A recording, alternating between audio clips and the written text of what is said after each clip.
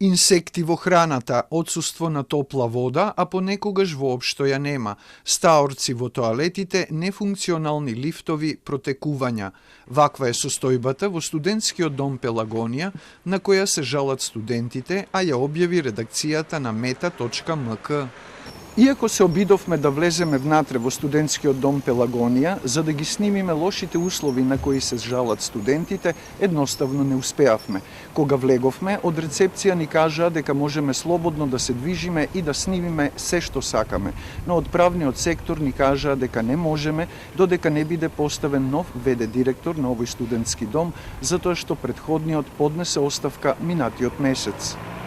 Нашиот снимател го забележа и тој миг. Дека не дојде директорот, ниту можеме да ви дадеме официјално барање, ниту да истапиме, ниту изјава да кажеме. И ќе ве замолиме да не го почитувате. Студентите сместени во Пелагонија не сакаат да зборуваат во камера за недостоинствените услови со кои се соочуваат секојдневно.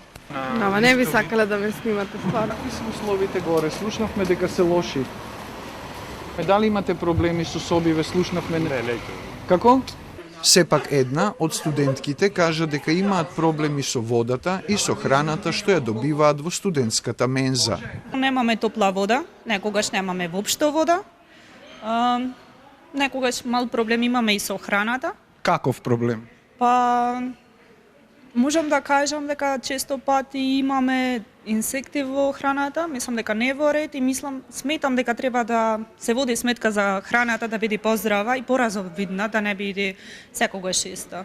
Министерката за образование и наука Јаневска вината за катастрофалните услови во домот ја адресира на поранешниот директор. Директорот на студентскиот дом не се извршува својата функција и затоа ќе мора да превземеме чекори, да во најблиска иднина побараме и поставиме нов директор. За 2 до 3 дена проблемот ќе се реши со назначување нов директор на студентскиот дом Пелагонија, дополни министерката.